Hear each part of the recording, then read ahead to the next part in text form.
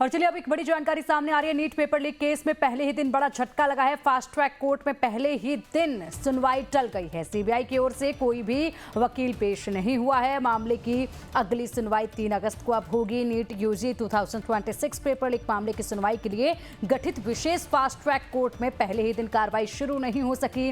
मामले की सुनवाई के दौरान केंद्रीय जांच ब्यूरो यानी कि सीबीआई की ओर से कोई भी वकील पेश नहीं हुआ। ऐसे में अदालत ने सुनवाई स्थगित कर दी है और अगली तारीख 3 अगस्त तक के लिए तय कर दी है। तो चलिए देखिए, अब अभी बात भी कर रहे थे कि किस तरीके से यहाँ पर प्रेरणा बात भी कर रहे थे कि नियम बना दिए जाते हैं, कानून ला दिए जाते हैं और बड़े कानून में प्रावधान होते हैं, सख्त सजा होती है, लेकिन इनका समय के साथ पालन नहीं होता है। और इसी बीच ये मामला इतना इस वक्त गर्म है, उसी बीच ये बड़ी जानकारी सामने आई है कि पहले ही दिन की सुनवाई जो है वो टल गई है। पीयूष जी, आप कह भी रहे थे कि ऐसा तो हमेशा होता है कि बड़े कानून बना दिए जाते हैं लेकिन उनका पालन जो है वो धीरे धीरे बड़ा फीका हो जाता है। तो पहले दिन सुनवाई टल गई। देखिए, जी हाँ, बिल्कुल। देखिए, प्रधानमंत्री जी ने कहा था ना कि उन्होंने कल भी कहा अपने वीडियो में कि हमने फास्ट ट्रैक जो है कोर्ट बना दिए हैं। अब ये हाल देखिए आप, और वो भी सीबीआई की तरफ से वकील पेश नहीं हुआ है। और मैं आपको यही मैं कह रहा था, इसी तरफ इशारा कर रहा था। और 2024 का जो कानून बना था, जो लीक हुआ था उस टाइम में, आपको याद होगा कि उसमें एक आरोपी जो था उसको सजा भी हुई थी। अभी जो कुछ दिन पहले ये खबर आई कि सीबीआई ने क्योंकि कोई भी एविडेंस नहीं कलेक्ट कर पाई, उसने कह दिया कोई एविडेंस नहीं मिले हैं, लिहाजा उसको छोड़ दिया गया। तो ये तो मजाक हो रहा है कानूनों का। फिर कैसे ये कानूनों से डर पैदा होगा, कैसे ये इस तरह की चीजें रुकेंगी, कैसे लीक्स रुकेंगे?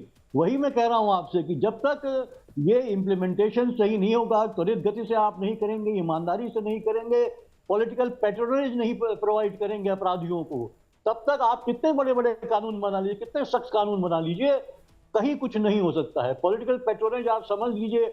आपको याद होगा व्यापम का, आपको याद ही होगा, यही वही एजुकेशन से ही जुड़ा मामला है। जो व्यापम का जो घोटाला हुआ था, उसमें क्या हुआ? कई लोग जो है कि आत्महत्या कर ली, कई लोगों की हत्या हो गई और कोई किसी को पकड़ा नहीं गया, कुछ नहीं गया। और जो जिनका एक नाम भी उसमें आया था कभी, वो तो मुख्यमंत्री वहां रहे और मध्य प्रदेश में, उसके बाद अब केंद्र में मंत्री भी हैं। तो जब इस तरह की चीजें चलेंगी हमारे देश में, मुझे लगता है सबसे बड़ी बात है, जब तक पॉलिटिशियंस वो किसी भी पार्टी के हों, खासकर सत्ता में जो लोग बैठे हैं, उनका पैट्रोनेज नहीं खत्म होगा इस तरह के अपराधी प्रवृत्ति के लोगों में, उनको ये नहीं लग जाएगा कि मेरे ऊपर तो वरद हस्त है, मैं कुछ भी कर सकता हूं, मुझे कुछ नहीं होना है, तब तक जो है कि आप कोई भी बड़ा कानून ले आइए, सख्त कानून ले आइए, जब तक आपके न्यायालय नहीं ईमानदारी से निर्णय देंगे, नहीं सुनेंगे, वहां भी अगर कहीं कोई कोताही होगी तो आप ये सब कानून का कोई मतलब नहीं रह जाता है। देखिए, इससे व्यवस्था इस तरह चलती रहती है, भ्रष्ट व्यवस्था जो है वो इसी तरह चलती रहती है और हमारे जो भविष्य, बच्चों का भविष्य है, उसके साथ खेल होता रहता है। तो इसीलिए मैं कहता हूं कि आप कानून लाइए, उसका स्वागत हमेशा होता है, लेकिन सबसे बड़ी बात है कि जो इंफ्रास्ट्रक्चर है, उसको इम्प्लीमेंट करने की मशीनरी है, उसमें क्या आपने रिफॉर्म किया, उसमें क्या आपने जांच करी, वहां जो लोग अधिकारी बैठे हैं उन पे क्या आपकी निगाहें हैं कि नहीं है? सबसे बड़ी बात है उन अधिकारियों पे निगाहें रखने की जो इम्प्लीमेंट कर रहे हैं, क्योंकि गड़बड़ियां वही होती है, कनावेंस वही ज्यादा दिखाई देता है। तो उन पे आप नागरिकों पे तो बड़े बड़े जो है कि आप विजिलेंस करते हैं, उन पे लगाए रहते हैं, उनकी निगरानी होती है, क्या उनकी प्राइवेसी पे जो है पूरा अधिकार कर लिया है सरकार ने। लेकिन ऐसे भ्रष्ट जो अधिकारी हैं, जो उनके ऊपर आप नजर नहीं रखते हैं, उसका इस लिहाजा जो ये होता है कि इस पर कानून कोई फॉलो नहीं हो पाता है।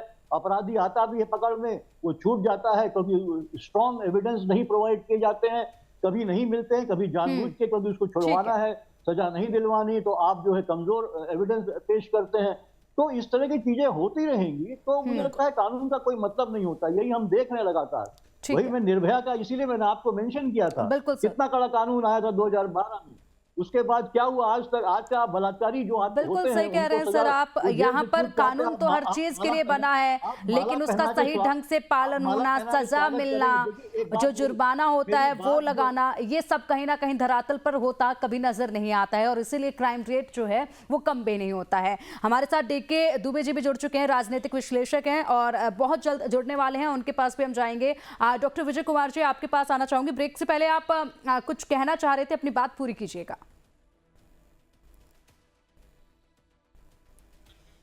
सर अनम्यूट कीजिएगा खुद को। हम लोग समाज के संवेदनशील नागरिक हैं, तो हमको चाहे इस प्लेटफार्म पे जहां आपने चर्चा का अवसर दिया है या समाज के अन्य प्लेटफार्म पे हमको किसी पार्टी का प्रतिनिधि बन के नहीं बैठना चाहिए। जो आज आंदोलन हुआ है, जैसा अभी भाई साहब अपने वक्त में कहे, जो आंदोलन हुआ है वहां जो परिवार जाके चर्चा कर रहे हैं, जो वहां पे धरना प्रदर्शन कर रहे हैं, अगर ये इतनी ही संवेदनशील होके और इतने ही गंभीर होके न्यायालयों में अपने पक्ष को रखेंगे तो न्यायालय निश्चित रूप से और वादकारी और सीबीआई सीआईडी सभी सशंकित रहेंगे कि युवा हमारे सामने हमारी पोल खोलने यहाँ भी आ जाएगा और न्यायालय अपने निर्णय ठीक ढंग से देने के लिए मजबूर होंगे। संवेदनशील नागरिक ही समाज को बेहतर कर पाएगा। अगर केवल सरकार से और सरकारी तंत्र से अपेक्षा किए रहेंगे तो सरकारें आएंगी जाएंगी, लेकिन युवाओं का अहित ऐसे ही होता रहेगा। युवाओं को और युवाओं के पक्षधर समाज के संवेदनशील नागरिकों को किसी राजनीतिक पार्टी का प्रतिनिधि बन के बैठने के बजाय अगर युवाओं के हित में बैठना चाहता है तो उसे इस कानून को बनने देना चाहिए और इस कानून की कोई उपेक्षा न कर पाए और कानून अपना काम अच्छे ढंग से करे। उसके लिए संवेदनशील होकर न्यायालयों का सुपरविजन भी करना पड़ेगा और वहां जरूरत पड़े तो पार्टी भी बनना चाहिए, न्यायालय भी जाना चाहिए, लेकिन अपनी ऊर्जा को सही जगह लगाएंगे तभी राष्ट्र हित होगा, समाज हित होगा और युवाओं का हित होगा। अन्यथा हम ऐसे चर्चा पर चर्चा करते रहेंगे। अरे आपने व्यापक घोटाला तो बताया, लेकिन इतने बड़े नेता राजीव जी की हत्या के बाद उनके बारे में क्या निर्णय हुआ उस पे बताइए। इंदिरा जी का हत्या हुआ उस पे क्या हुआ, हाईकोर्ट ने न्यायालय ने क्या निर्णय दिया, क्यों दिया और किन परिस्थितियों में क्या हुआ। हमें अगर बात करना है तो पार्टी का बन के मत बात करिए। आप युवा और भारत की होके बात करिएगा तो निश्चित रूप से सही चीजें निकल के आएंगी। और हम न्याय के राज की बात करते हैं, कानून के राज की बात करते हैं और कानूनों पे भरोसा नहीं करेंगे तो फिर हम देश को कैसे चला पाएंगे और देश कैसे चल पाएगा। ठीक है, जवाब दीजिए पीयूष पंत जी। देखिए पहली बात तो ये कि मैं कोई किसी पार्टी का हूँ नहीं, मैं पत्रकार हूँ। मैं तो ये जो घोटाले हो रहे हैं इनका इम्प्लीमेंटेशन नहीं हो पा रहा है वो इसी तरफ इशारा कर रहा हूँ। और चूंकि शिक्षा का जो कानून आ रहा है वो शिक्षा के क्षेत्र का कानून है वो, तो इसीलिए मैं वो व्यापक घोटाले की मैंने चर्चा करी, वो भी शिक्षा के क्षेत्र से ही जुड़ा हुआ था। बाकी की मैं क्यों चर्चा करूंगा, व्यापम की इसीलिए मैंने करी और ये दिखाने की कोशिश करी कि किस तरह से जब पैट्रोनेज होता है, जब राजनेता भी इन्वॉल्व होते हैं तो ये सारी चीजें जो है हशप कर दी जाती हैं और असली अपराधी पकड़े नहीं जाते हैं और मामला वहीं लट जाता है और कानूनों पे हमारा जो है नागरिक का जो है विश्वास खत्म हो जाता है। आपने न्यायालय जाने की बात कही, न्यायालय जाता है, हर नागरिक जाता है, वहां से भी अब रिलीफ नहीं मिलता है। अभी आपको लेटेस्ट आपने देखा होगा जो वायलेंस हुआ है पुलिस के द्वारा पूरा इस प्रोटेस्ट के दौरान, वहां गए लोग इसीलिए गए, सुप्रीम कोर्ट के पास गए कि आप वीडियो देखिए किस तरह से कितनी हिंसा हुई है, किस तरह से ऐसे में हमको क्या करना चाहिए, क्या आंदोलन करना चाहिए कि न्याय के मंदिरों को दुरुस्त करना चाहिए? दुरुस्त कौन करेगा? दुरुस्त तो सरकार करेगी ना। सरकार आपके सहयोग से कर पाएगी। आप अच्छी तरह जानते हैं कि सारी शिक्षण संस्थाएं स्वायत्तशासी होती हैं और उस स्वायत्तता का कितना दुरुपयोग शिक्षण संस्थाओं में हुआ है, पत्रकार होने के नाते इसका भी आपको अंदाजा होगा। शिक्षण संस्थाओं की दुर्दशा जो है जेएनयू से लेके और मद्रास यूनिवर्सिटी तक, कलकत्ता यूनिवर्सिटी से लेके गुजरात यूनिवर्सिटी तक क्या क्या हो रहा है और क्यों हुआ है, उसके पीछे की क्या पृष्ठभूमि है, उसके लिए अलग से अगर चर्चा का विषय आएगा तो बेहतर होगा। सारे जगह के वाइस चांसलरों की और प्रोफेसरों की नियुक्ति पहले किसने की थी और आज वो जेएनयू में बैठ के क्या क्या करते रहे और शिक्षा का स्तर विश्व स्तर पे हमारे विश्वविद्यालय का मानक गिर के कहाँ जाता रहा, अध्यापकों की कैसे नियुक्ति होती रहे, विद्यार्थी कैसे पास होते रहे, विजय सर आप मत जाइए। अच्छा विजय कुमार जी, न्यायालय पे विश्वास करिए। उल्टी गंगा बहाने की कोशिश कर रहे हैं। स्तर तो आज गिरा है हमारी यूनिवर्सिटीज का, स्तर तो पिछले 10 साल में गिर गया है। उल्टी गंगा नहीं बहा रहे। पीयूष जी, विजय कुमार जी, पीयूष जी, विजय कुमार जी, सर आप दोनों से अनुरोध है मेरा आज जो ये नियम ऐसे हम किसी की भी बात नहीं समझ पाएंगे। मैंने सर पीयूष सर, देखिए पीयूष सर, विजय सर, मेरा आप आज दोनों से ही परिणाम अनुरोध है कि निकला वन बाय कि वन सीएम करके कल अपनी के बात रखेगा, परिस्थिति ऐसा हम देखी किसी है, को भी नहीं लेकिन सुन पाएंगे। इन सब बातों पे विजय जाने कुमार के जी, बजाय हमको नियम का सपोर्ट विजय करना कुमार जी, हम ऐसे किसी को भी नहीं सुन पाएंगे। मेरा आप दोनों से ये अनुरोध है कि वन बाय वन करके अपनी बात रखिएगा। अच्छा, इस बीच एक और चीज मैं बता दूं कि हम लोग तो कंपेयर कर लेते हैं, आप लोग भी कंपेयर कर लेते हैं कि कांग्रेस के टाइम पर क्या हुआ था, बीजेपी के टाइम पर क्या हो रहा था, लेकिन ये जो जैनजी है ना, जिसने इतना बड़ा बदलाव लाकर रख दिया है महज कुछ दिनों में, ये जैनजी कंपैरिजन नहीं करती है। इन्होंने कांग्रेस का काल नहीं देखा है, इन्होंने भारतीय जनता पार्टी को ये इस वक्त देख रहे हैं, और वो जो जिन्होंने देखा है वो भूल चुके हैं। वो सिर्फ इस वक्त प्रेजेंट टाइम पर क्या हो रहा है वो इसको देखते हैं और इसी मुद्दे को उठाते हैं। इसीलिए तो इस प्रोटेस्ट में ये भी हुआ ना हिंदू चला, ना मुस्लिम चला, ना बीजेपी के राज में क्या हुआ, कांग्रेस के राज में क्या हुआ, ये कुछ भी नहीं चला। ये लोग करंट चीजें देखते हैं और अब आने वाले वक्त में यही जो है चलने वाला है। इस पर हम बात करेंगे। हमारे साथ डीके दुबे जी भी जुड़ गए हैं। सर, आपकी क्या विचार है? आप भी सुन ही रहे होंगे इस चर्चा को।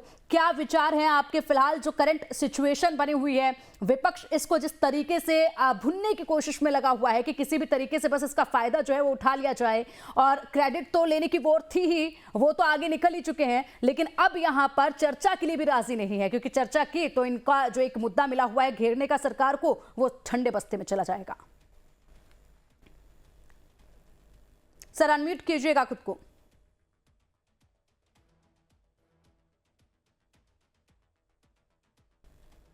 सर, आपकी आवाज नहीं मिल पा रही है। नहीं सर, आवाज आपकी नहीं मिल पा रही है। एक बार फिर से कनेक्ट करने की कोशिश करेंगे आपसे। ठीक है दुबे जी, जब तक जुड़ते हैं उससे पहले विजय कुमार जी मैं आपके पास आना चाहूंगी। ठीक है डीके दुबे जी, क्या आप हमें सुन पा रहे हैं? हाँ जी, मैं आपको सुन पा जी रहा सर, हूं। अपना जवाब रखिए। देखिए, विपक्ष जो है वो संसद जिस उद्देश्य के लिए बनी है उस उद्देश्य के लिए आगे बढ़ना नहीं चाहता, ऐसा मैं मानता हूं। क्योंकि अगर सरकार पूरी ताकत के साथ इस विषय को सॉल्व करने जा रही है, और मैं कहता हूं कि ये विषय आया है अच्छा है, क्योंकि जिस प्रकार से प्रधानमंत्री जी एक्टिव हुए हैं और एक्टिव होने के बाद उन्होंने जो राह पकड़ी है और जो जिस तरह से कंसर्न लिया, मैं समझता हूं देश भर में वो मॉडल अडॉप्ट किया जाएगा और देश भर में ये परीक्षा वाला जो विषय है अब इसकी इतिश्री होने वाली है, ये पूरा होने वाला है। लेकिन ये बात तो माननी पड़ेगी कि विपक्ष को सहयोग करना चाहिए, क्योंकि ये विषय कोई पक्ष और विपक्ष का नहीं है, ये विषय पूरे देश का है। और मैं समझता हूं पूरे देश की, जिस तरह से प्रधानमंत्री जी पूरे संसार में ये कहते हैं कि भाई संसार का सबसे युवा व्यक्ति हमारे पास है, हम सबसे युवा देश हैं। ये जो युवा देश है इसकी जो समस्याएं हैं वो पिछले 75 साल से कंटिन्यू है। अभी उन समस्याओं का किसी भी माध्यम से सामने आया हो और सरकार ये कह रही है कि भाई हम एक्सपर्ट कमेटी बैठा रहे हैं, हम उसमें एक्सपर्ट बिठाकर उसका सलूशन निकाल रहे हैं, तो मैं समझता हूं कि अब फुल प्रूफ अगर ये व्यवस्था हो जाती है तो आगे की समस्या ही खत्म हो जाएगी। ऐसी सिचुएशन में विपक्ष का हंगामा करना उनको खुद को एक्सपोज करता है। और मैं समझता हूं कि जो जेनजी भारत का है ये इन चीजों को बखूबी समझता है कि हम सलूशन के लिए आए हैं, विवाद के लिए नहीं आए थे। वो यहाँ सलूशन के लिए आए हैं, वो यहाँ किसी भी प्रकार के पॉलिटिकल विवाद के लिए नहीं आए थे। अब पॉलिटिकल विवाद करके अगर उसको बढ़ाने की कोशिश की जा रही है तो कहीं ना कहीं सलूशन जो निकल रहा है उस सलूशन को प्रोहिबिट करने की कोशिश की जा रही है। अब वो सलूशन न निकल पाए ऐसी व्यवस्था की जा रही है या ऐसा प्रयास किया जा रहा है, जो मुझे लगता है देश के लिए एक बुरा संदेश है, जो हमारे देश में नहीं होना चाहिए था। अब ये जो लोकतंत्र, शिक्षा, आस्था, ये सब बनाकर रखा। पार्लियामेंट में बोलिए जितना बोल सकते हैं, पार्लियामेंट चल रही है, आप वहां पर रिकॉर्ड होंगे, आप अपनी बात को वहां पर रखेंगे, आपको टाइम दिया जाएगा। आप जब वहां पर रखेंगे, जो संशोधन आया उस संशोधन में आपके इनपुट्स चाहिए। बाहर रोड पर खड़े होकर इनपुट्स नहीं निकलने वाले। अगर संसद में बैठे लोग भी अब प्रोटेस्टिंग पार्टी बन जाएंगे, संसद में बैठे लोग भी अगर अब धरने प्रदर्शन करना शुरू करेंगे, तो फिर संसद कौन चलाएगा? मैं तो यही नहीं सोच पाता हूं, क्योंकि संसद चलाने के लिए इनको भेजा गया, संसद में प्रोटेस्ट करने के लिए या ये संसद बंद करने के लिए नहीं भेजा गया। इसलिए मैं कह रहा हूं कि ये पूरा विषय इन्होंने गलत तरीके से, गलत ट्रैक पर चलाकर देश को एक खराब मैसेज और वर्ल्ड भर को एक खराब मैसेज देने की कोशिश की जा रही है, जो नहीं होना चाहिए था। जी और सूत्रों के हवाले से बड़ी खबर, मोदी सरकार ने कसी कमर, हर हाल में एंटी पेपर बिल पर चर्चा होगी। आज शाम 5 बजे तक विपक्ष का इंतजार, चर्चा में शामिल होने की सहमति का इंतजार है। सहमति नहीं बनी तो स्पीकर से आग्रह, बिल पर डिबेट शुरू करने का आग्रह स्पीकर द्वारा। बिल पास करवाना सरकार की पहली प्राथमिकता, जो कि शुरुआत से सरकार पक्ष द्वारा कहा जा रहा है कि हम चाहते हैं कि इस पर चर्चा हो, डिबेट हो, लेकिन लगातार विपक्ष की नारेबाजी की वजह से और जो हो हल्ला विपक्ष कर रहा है सदन के अंदर, उसकी वजह से कार्रवाई स्थगित हो जा रही है। लेकिन अब एक बार फिर से आग्रह किया गया है कि अगर सहमति नहीं बनी तो स्पीकर से हम गुजारिश करेंगे कि इस पर चर्चा विपक्ष करे, ऐसी सहमति बन पाए। तो ऐसी सहमति बन पाए, इसकी कोशिश जो है वो लगातार की जा रही है, लेकिन ये काफ़ी ज़्यादा चैलेंजिंग लगता है कि विपक्ष जो है यहाँ पर सहमत हो ही जाएगा। डीके जी, एक बार फिर से आप ही के पास आना चाहूँगी, क्या वजह है कि जब तमाम मांगे छात्रों की मान ली गई हैं, हर चीज़ के लिए सरकार तैयार है, लेकिन उसके बावजूद भी विपक्ष जो है वो लगा हुआ है अभी भी कि यहाँ पर प्रधानमंत्री मोदी को माफ़ी मांगनी चाहिए, केंद्रीय गृह मंत्री अमित शाह को जो है वो जिम्मेदारी लेनी चाहिए, जिस तरीके से बच्चों पर हमला हुआ, जिस तरीके से बच्चों के ऊपर लाठियां भांजी गई, इसकी जिम्मेदारी लेनी चाहिए, इसको जिम्मेदारी लेते हुए उन्हें भी एक भाषण देना चाहिए, उसके बाद ही हम लोग कुछ मानेंगे। लेकिन जो महत्वपूर्ण चीज़ है इस वक्त इस बिल पर डिस्कशन, उससे बचता नजर आ रहा है विपक्ष। ठीक है, माफ कीजिएगा डीके दुबे जी, मुझे आपको यहाँ पर रोकना पड़ेगा। इसी पूरे मुद्दे पर इस वक्त प्रेस कॉन्फ्रेंस करे संजय सिंह, सीधा रुक करते हैं।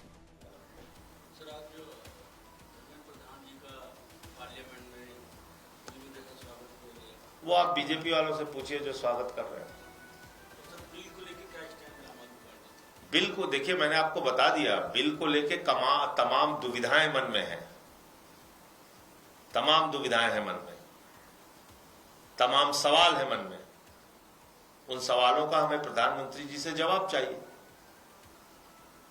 हम तो चाहते हैं कि पेपर लीक पे सख्त से सख्त कानून इस देश के अंदर बने, लेकिन वो कानून प्रभावी भी होना चाहिए ना। आप ही के लोग अगर पेपर चोरी कराएंगे, आप लोग उनके साथ फोटो खिंचवाएंगे, किस सीबीआई अधिकारी की हिम्मत है पकड़ने की?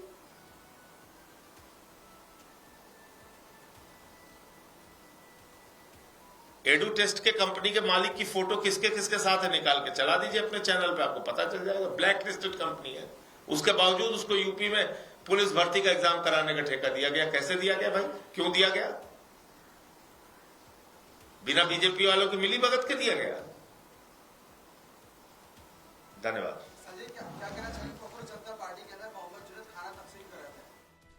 तो एक बार फिर से रुक करते हैं, हमारे तमाम गेस्ट जुड़े हुए। डीके दुबे जी, अपनी बात रखिए। देखिए, ये जो अभी अभी आप सुना रहे थे, ये बता रहा है कि सलूशन निकालना ही नहीं है। अच्छा, मुझे बताइए कि आप कह रहे हैं प्रधानमंत्री से मुझे जवाब चाहिए। प्रधानमंत्री से जवाब कहां चाहिए? प्रधानमंत्री के घर में चाहिए, या प्रधानमंत्री आपके घर में आकर जवाब दें, या प्रधानमंत्री सड़क पर आकर जवाब दें? भाई, प्रधानमंत्री से जवाब चाहिए, शिक्षा मंत्री से जवाब चाहिए, गृह मंत्री से जवाब चाहिए। पार्लियामेंट है ना, पार्लियामेंट में जब बिल पर चर्चा होगी, अब तमाम तरह के प्रश्न करिए जितने आपको कर सकते हो। चूंकि सरकार खुले मन से पूर्ण समय के लिए चर्चा करना चाहती है, तो आपको जितने एलिगेशन लगा सकते हैं उतने लगाइए और उतने सवाल पूछिए, और जवाब पार्लियामेंट में ही दिया जाएगा। जवाब आपके घर में आकर नहीं दिया जाएगा, और जवाब रोड पर खड़े होकर जंतर मंतर पर नहीं दिया जाएगा। मैं समझता हूं भारत एक लोकतांत्रिक देश है। लोकतांत्रिक देश में लोकतंत्र का मंदिर अगर कहीं पर है तो वो पार्लियामेंट है। इसलिए कोई भी सवाल और जवाब पार्लियामेंट में होना चाहिए। बच्चे रोड पर उतरते हैं, समझ में आता है, क्योंकि उनके पास पार्लियामेंट की एक्सेस नहीं। बच्चे रोड पर उतरकर ये मांगते हैं कि भाई हमारी ये मांगे हैं, हमारी बात सुनो, तो समझ में आता है। लेकिन अगर जो पार्लियामेंट के सदस्य हैं वो ये कहते हैं कि नहीं, प्रधानमंत्री से मुझे पहले जवाब चाहिए और मुझे पहले उनके उत्तर चाहिए, उसके बाद हम पार्लियामेंट चलने देंगे, तो मैं समझता हूं कि क्या ये लोग पार्लियामेंट में आने के योग्य भी हैं? क्या ये कोई फॉर्मूला ऐसा भी बनना चाहिए? इसके साथ साथ ये जो पेपर लीक वाला का टास्क फोर्स बना है, क्या एक टास्क फोर्स की और जरूरत है कि ये जो सांसद लोग, जो पार्टी के लोग हैं, जो संसद नहीं चलने देते, इनके ऊपर क्या कार्रवाई हो? क्या इनकी संसद की सदस्यता रद्द कर देनी चाहिए, या फिर संसद का जो नुकसान हो रहा है, जो टैक्स पेयर के पैसे से संसद चलती है, वो नुकसान हो रहा है, वो कौन भरपाई करेगा? और देश के कानून कौन बनाएगा? कानूनी चर्चाएं कहां होंगी? रोड पर होंगी क्या, कि मैदान में होंगी, कि वहां जंतर मंतर पर होंगी? इसलिए मैं समझता हूं कि जब सरकार, मैं सरकार का पक्ष नहीं ले रहा, लेकिन जब सरकार खुले रूप में ये कह रही कि हम पूर्ण चर्चा करवाने को तैयार हैं, आप अपना विषय जितना रख सकते हैं उतना रखिए, हम सब पर आपको जवाब देंगे, हम एक एक विषय पर जवाब देंगे। तो मैं समझ ही नहीं पा रहा हूं कि आखिर फिर ये रोड पर खड़े होकर क्या डिमांड हो रही है और कैसी डिमांड हो रही है और क्यों संसद नहीं चलने दी जा रही है। इसके लिए भी एक कानून की जरूरत पड़नी चाहिए, कानून होना चाहिए कि अगर किसी विषय पर चर्चा का माहौल बन गया है, तैयार है, तो आप माहौल खराब करने वालों के खिलाफ क्या एक्शन लिया जाए या उनके ऊपर क्या कार्रवाई हो या उनके ऊपर क्या हस्तक्षेप हो, ये भी तय होना चाहिए। अन्यथा हमारे देश के लोकतंत्र का कोई मतलब नहीं रह जाता। क्या हम खाड़ी देशों के लोग हैं क्या कि हौती अलग बोल रहा है कि वो अलग बोल रहे हैं, वो बम डाल रहे हैं, ये बम डाल रहे हैं? हम वो नहीं है भाई, हम बिल्कुल सर। और ये तो हमने भी देखा है, डीके जी, ये तो हमने भी देखा है कि एक के बाद एक जो है वो मांगे बदलती चली गई हैं। पहले विपक्ष मांग कर रहा था कि चर्चा होनी चाहिए सदन के भीतर, उसके लिए सरकार तैयार हुई, तो उसके बाद मांग बदली और मांग बदलते हुए कहा कि हमें तो इस्तीफा ही चाहिए, इस्तीफा भी हो गया है। उसके बाद अब एक और जिद पर अड़ा हुआ है विपक्ष। पीयूष जी, एक बीच बहुत कम टाइम हमारे पास है, एक छोटा छोटा रिएक्शन मैं लूंगी, विजय कुमार जी के पास भी मुझे जाना है, एक लाइन का आंसर दीजिएगा। बीच का समाधान आपको क्या नजर आ रहा है जिससे चर्चा हो पाए?